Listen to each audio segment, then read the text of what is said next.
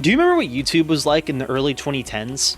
Creators like KYRSpeedy, Vanoss Gaming, and MerkMusic were at the top of the charts daily. And there was a reason for that. This was a YouTube before creators had to tiptoe around demonetization. And in fact, it was the opposite. If you didn't have your full personality and a nice dynamic with your crew, you weren't even going to be considered to be on the top of the charts. And this is exactly what made MerkMusic so damn good. But I'm getting ahead of myself. What's a MerkMusic? Well, if you clicked on this video, you probably know. But if you don't, a MerkMusic is a creator on YouTube that joined in around 2009. And he started doing guitar tutorials, which he's still really good at. But he changed to Call of Duty content. And then he started skyrocketing popularity around the Modern Warfare 3 era. Not the shitty Modern Warfare 3, the good one. His content really hasn't changed. He's still doing COD content almost daily, but some things have changed though, and that's obvious in terms of statistics. If you look, why are some videos not even crossing 100,000 views?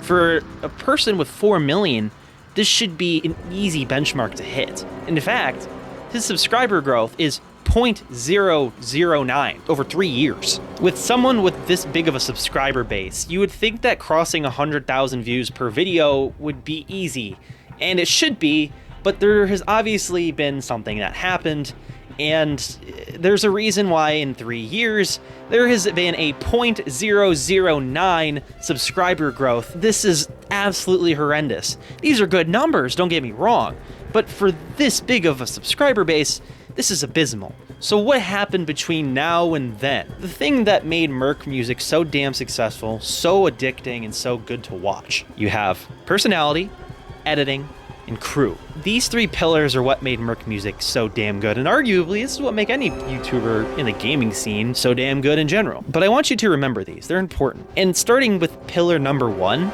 with the editing, Erik's editing style was trailblazing at the time. It was different, it was new, it was fresh. The idea of subtitling words wasn't new. YouTubers like KYRSpeedy had been doing this. You know, putting a subtitle to emphasize a word that someone's saying.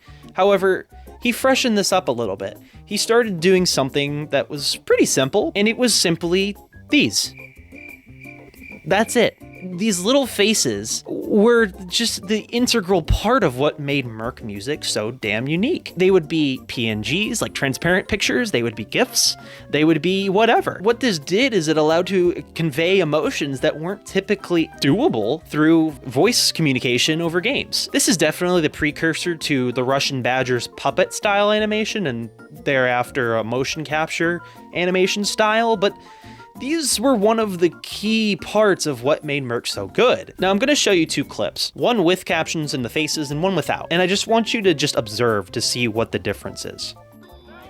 I swear to fucking God, your goddamn jokes! Ah! God, you just I'm a fucking snake! God, there's gonna be a fucking bucket of sweat by my tits by the time this is done. I swear to fucking God, your goddamn jokes! Ah! God, you just I'm a fucking snake! God, there's gonna be a fucking bucket of sweat by my tits by the time this is done. There was another thing too. Erik decided to make his own sound effects based on previous videos. So what that looks like is someone in his crew or himself would say something memorable and it would become a sound bite used later on. These sound effects weren't just unique and literally one of a kind because he made them. They were a fan service. Now a fan service is basically just paying service to fans that have been watching for a while. So you have the new audiences finding it funny, but then you have the fan service of the previous people being like, huh, that's from this video. So you have this dopamine cycle of, oh, I know what this is from, and then the new people are like, that's funny. But then they go back and look into his catalog to see where that came from. So you see how this kind of revolutionized the editing game as a whole. But there's another part. Perfect personality. Personality was a huge factor with Erik's growth on his channel. And at first his camera presence wasn't present, but he evolved and learned over time and quickly took to being in front of a camera like it was you were there. It was your friend, he was your friend. You guys talked like this was a tabletop conversation. He eventually offered what a lot of creators did individually. Like, for example, you remember those Rage compilations that like FaZe Jev would do, and they would just get absolutely pissed? I can't fucking compete! People love to see that. And that was another thing that Merk did. These are just one of the examples of, wow, he has everything to offer.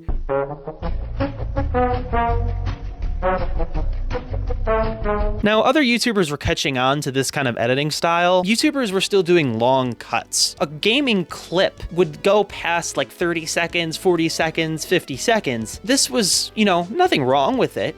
But the thing is that over time, people's attention spans have been getting shorter and shorter and shorter, and gone were the days of the 2000s where you could do one long take and that was acceptable.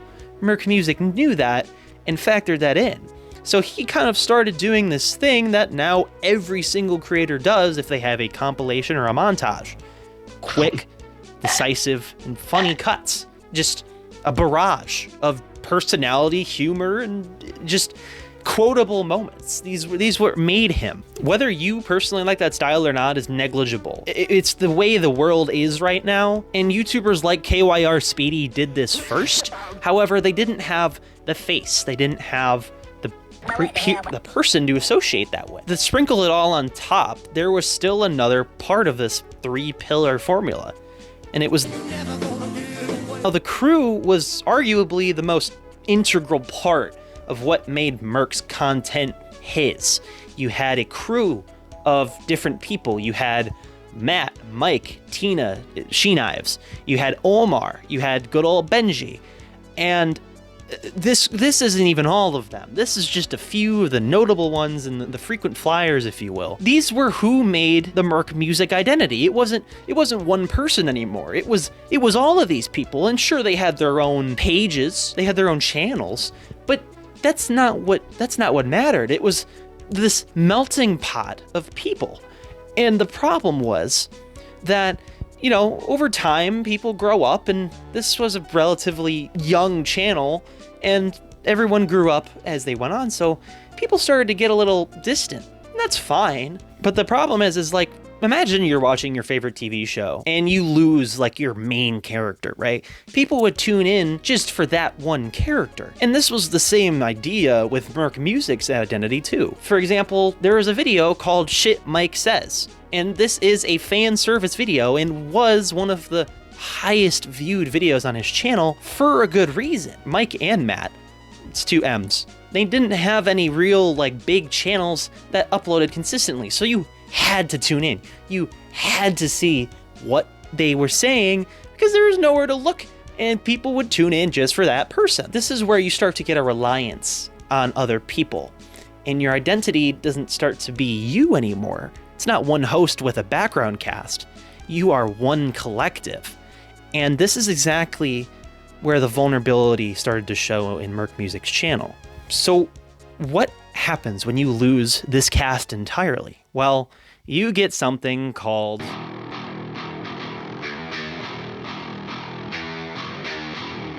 around early to mid 2020, not a great year for anybody, COVID, Rona, whatever. People started noticing a shift in Erik's content, but this wasn't a normal shift. The crew, Pillar 3, wasn't showing up in Erik's videos anymore. It was common to see people kind of dip out for a while, and people would ask like, hey, where did X and X go? We were getting to a point where we didn't see anybody but Erik. That's not a bad thing in itself, but the problem is that your audience is expecting your identity now. This isn't you with everyone else. You are one collective. And that's something Erik failed to understand, and that's kind of what started this downfall. Now, in October of 2020, Mike, which was like one of the biggest frequent flyers on the channel, made a series of tweets explaining where he went in Erik's content. And I'm not going to read all of this, but I'll give you a glance. I'll let you take a look. I made this little timeline here, and this is stage 3. We're going to circle back to stage 2 and 1 here in a minute, but this is stage 3. And if you look, there's a little bit more. So buckle up. But what most people didn't know is that good old Benji, She Knives, and a few other people had also been blocked. Nothing initiated this. Nothing started. Nothing, no fights, no disagreements, no monetization issues, no nothing. In fact, Omar had received financial help from Erik, and he bought him a console. And he was going to pay him back, and maybe that's what started it, but that doesn't explain why everyone else was blocked. So you have this predicament of what the fuck happened. Shortly thereafter, everyone else noticed they were blocked and unfriended on literally everything as well. Xbox, PlayStation, Facebook, Twitter, Instagram, and even the Origins game launcher, which isn't a thing anymore, but it's literally just for launching games, but you can friend people on it. But they were blocked on there too. So this was very thorough. This wasn't a spur of the moment. This was deliberate. But for what reason? Using literally the only communication method Mike had left, Mike sent Erik an email. No response to this email. Omar also made a series of tweets thereafter.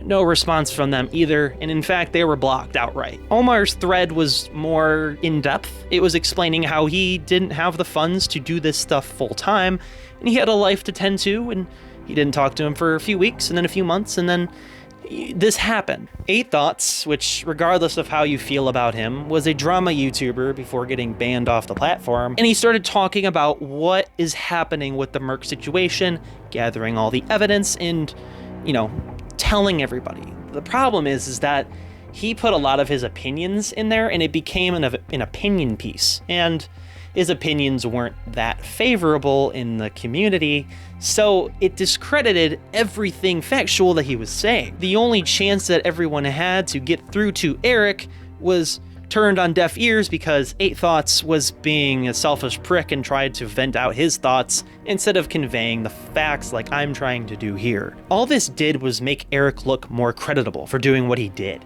because people have a tendency to villainize the other person when they see someone is blatantly in the wrong. Take the Trump and Biden administration or the election. People voted for Biden not because they don't know his policies, they don't know who he stands with, but they don't like Trump. So they just voted the other way. Same thing. People don't like 8Thoughts, they don't like what he said, so they side with Merk. They don't know what the fuck he did, but they sided with him anyway. Now this leads to Karina making tweets. Now we'll get into who Karina is later, but Karina is Erik's fiance at this point. And she made a series of tweets that were, and I don't say this lightly, pretty toxic. Very accusatory and very contorting the way it was sold to people. And I'll flash this up here.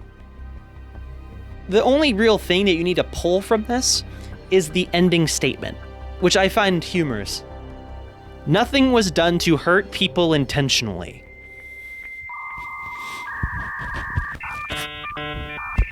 What the fuck are you talking about? Now, this is an opinion side. This is discarding the facts for a second. Well, it's not discarding the facts, but you get what I mean.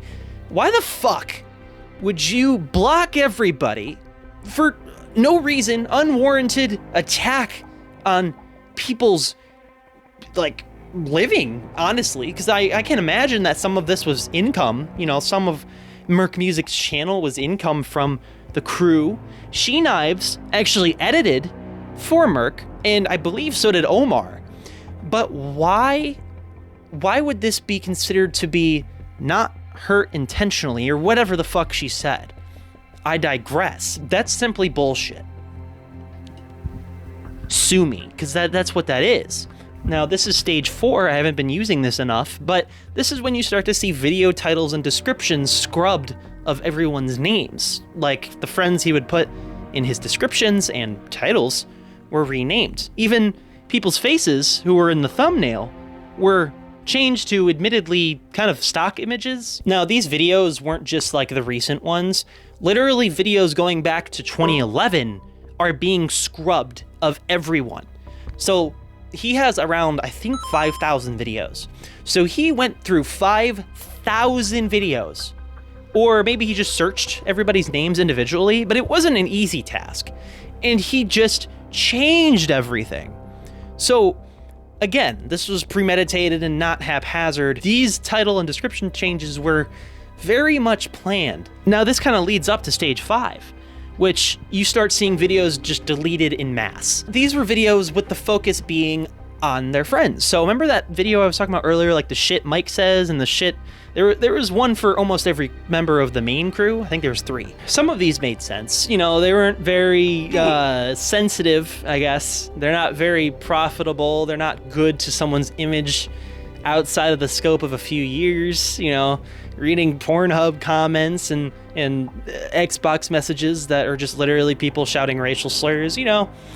That makes sense, I guess. It was a different time back then. I can't say in good conscience that you would just delete a video outright that you spent hours in editing without some kind of outside force, you know, forcing you to. Whether that's YouTube, whether that's someone else.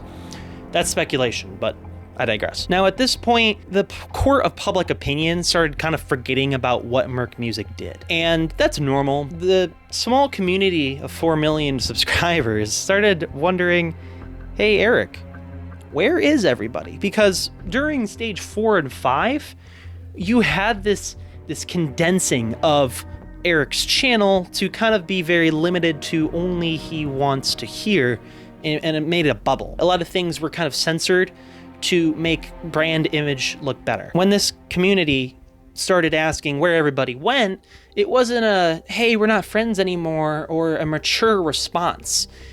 It was a series of heinous actions in the scene of YouTube, like things that, like, if there was a rule book, this would be up there, and like, don't do that shit. Erik live streams on YouTube and Twitch. In the live streams, people were asking, hey, where did these people go? First, the chat keeps moving, and he would just ignore the chat when those things would come up. After Karina started getting more involved, which was Erik's fiance, there's actually proof that Erik's fiance, Karina, was actually monitoring these chats. If someone would ask about a former friend, the chats would just be deleted. Now, I guess there's nothing bad about that. You know, people can monitor their chats. It's their space. This is where it gets unacceptable, at least to me. People started donating money because, you know, when you donate money on a live stream chat, these things get highlighted. Those chats get highlighted. They get pushed up to the top for a little bit too. There was a few chats asking where everybody went. Instead of Erik answering this responsibly and maturely, he drops his head, he sighs and shakes his head, and deletes the chat.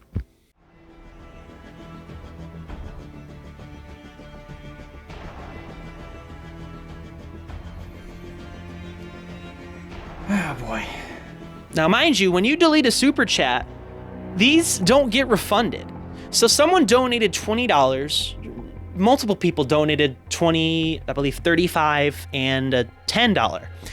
So he just took these people's money with absolutely no refund, no repercussions. I think that's fucking ridiculous. That you're deleting someone else's chat to maintain a bar of censorship that you self-imposed on yourself because you started this. Not much happened after this, except a few smaller creators started making really fucking low effort videos. Like, it's just gameplay and you're touting the same nonsense 8Thoughts did. So Merk understandably blocked these people because it was speculative information. Besides, I think his name was Delio. His was actually researched, but it was still just gameplay.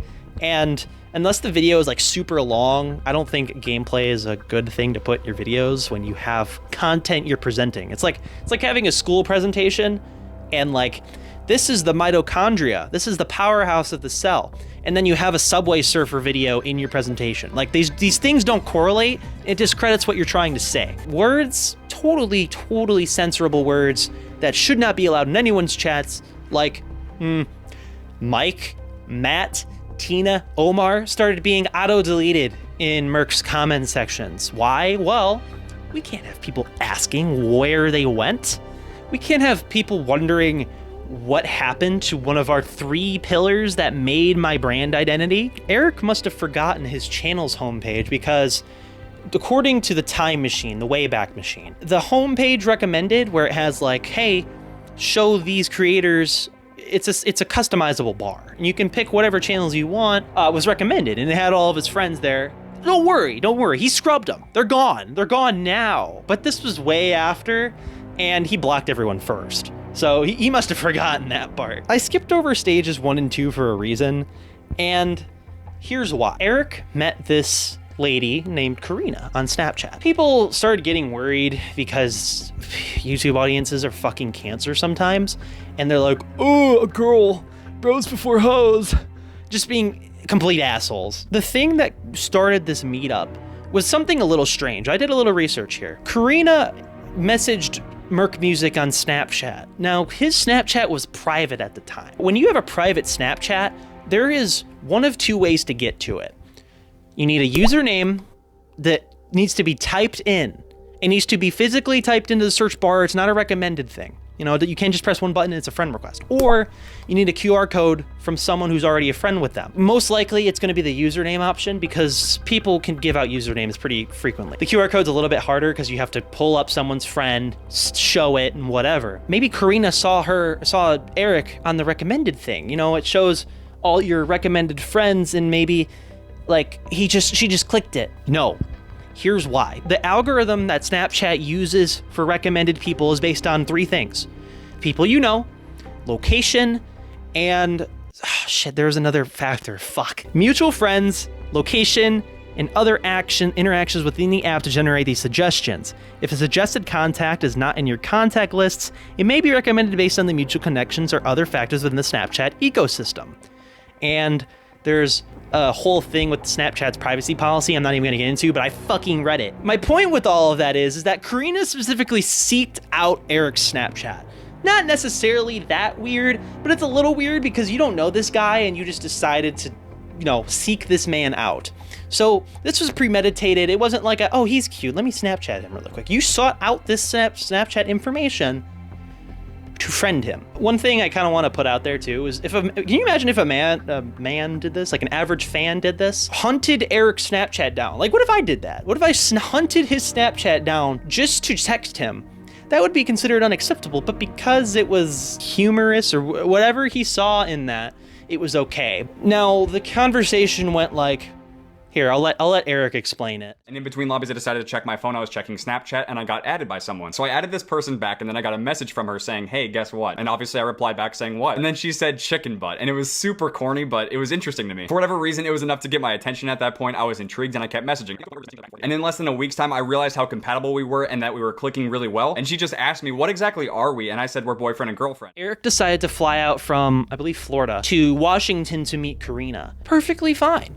And in fact, I've had online friends that do that here. But here was the issue. Erik decided to, on the first face-to-face interaction that she ever had with him, or vice versa, he had ever had with Karina, Erik proposed in marriage to Karina. So this is where things get dicey and subjective, so I'm going to be as level-headed as humanly possible. Everyone, including 8Thoughts, mentioned this as being, hey, you might be rushing into this, not because it was a critique or a hate thing, but because, Erik, you had an identity to uphold, and when you jump into these things, you risk subjecting yourself to drama, to marriage issues, like legal issues, and just all-around shit you don't need. And I know that, and I'm exponentially younger than him. You can't just meet someone for the first time and be like, hey, Joe, you're, you know, we've been talking to a little bit on Snapchat a little bit, and, I do. Like, no, you don't fucking do that. That's some high school shit. That's a big teddy bear with a chocolate flowers thing. Like, that's fucking dumb. So, someone he's never met in person, never lived with, never went through those trivial problems that come with moving in with someone, living with someone, financial problems, like shared income, not even considered. Now, don't get this twisted.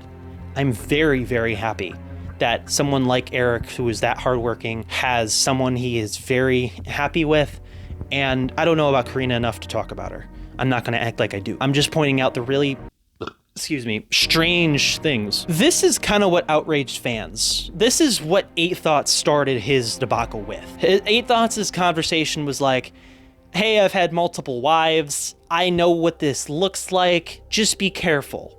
Obviously, it was a little more spiteful than that, but that's kind of what it started out with, and Erik kind of contorted that into, fuck you, you're being hateful and you're being an asshole, and you need to stop hating on our relationship, you know what you're talking about. Missed the point completely. And EightThoughts replied to this, but doesn't matter. After stage 1, you started seeing this downtick in uploads. There was like no uploads for like a solid, I think it was like 2 months. He's like, sorry guys, I'm back. Like, okay, but whatever. What's funny is that stage 2, which was Erik proposing to Karina, immediately, literally within a span of a week, led to Benji being blocked first. Ben was the first one to go. But then Tina was the first one to go. Before they even proposed, I think Tina was blocked first. And then it was Ben. But what's hilarious to me is that this would never happen of his own accord. Erik wouldn't just be like, hey, Tina, one of my editors and friends, obviously, but from a business standpoint, we'll just say editor. Fuck him. Boom! Fuck him. You wouldn't do that unless you have something very, very heavy-handed and ulterior that you have been looking at. Not saying Karina did it, just saying that it's very coincidental. Within, I think it was after stage 2 that Karina started monitoring Erik's streams. So Karina kind of inserted herself in the moderation of chats, which is strange. Erik would obviously say, I wanted this to happen, but it's not really something I can imagine him being like, hey, you want to monitor my Twitch chats? Like, can you imagine if I did that with my partner? Just be like, hey, babe, you want to monitor my fucking YouTube comments? Sure, honey. Like, no, that's not something you do, especially with a relationship that's that fucking fresh.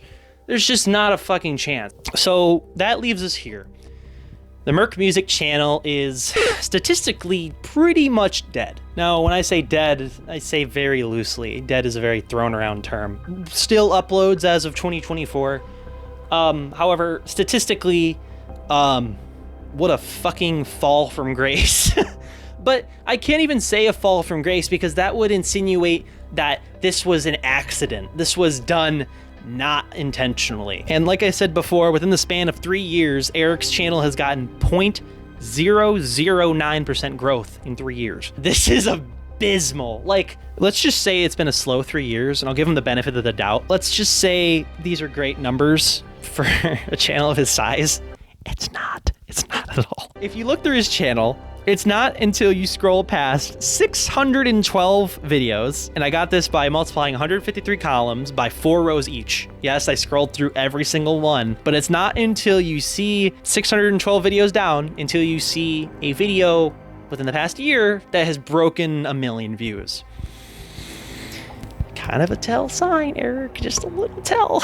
I kind of kicked myself a little bit and had to do that again because it doesn't really count because it's like a big production video. There's like big productions and then your daily content. This was kind of a big production video. So if you wanted to scroll down more to find a daily video that broke 100 million views, you'd have to scroll down an additional 164 videos, 41 columns by 4 videos per row, just to get to a video that broke 1 million.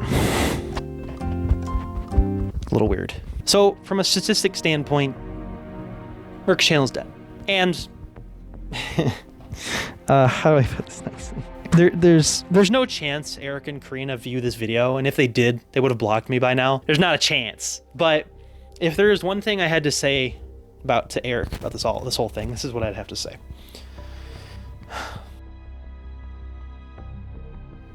It's kind of hard to read, to be honest. Dear MerkMusic, you along with other creators pulled me through the darkest places of my life. I was in an abusive household, bouncing from medication to medication at the age of 5, and was dealing with the age of my brother at a very young age. I thank you for everything you've done for me personally and for the hundreds of millions of others you've also impacted. If there's one thing you've taught me, it's that friends make life not only tolerable and manageable, but fun again through the fucking most dark times and terrible times. But you abandoned the very thing that made you who you are as a person and as a YouTube content creator.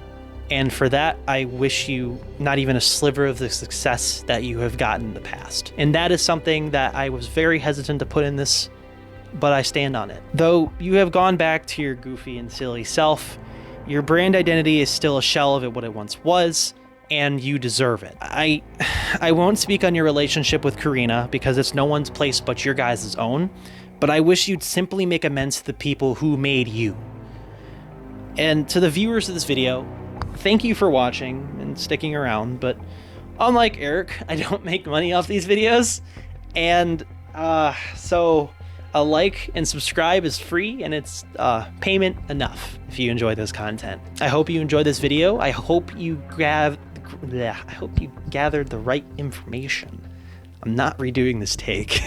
I hope you learned something today, but most importantly, go outside, touch grass, and stay hungry. Now, this is where the controversy started to I have internet knowledge. Now, not much dude. Unexplainable things, or totally unreasonable was now that these treats were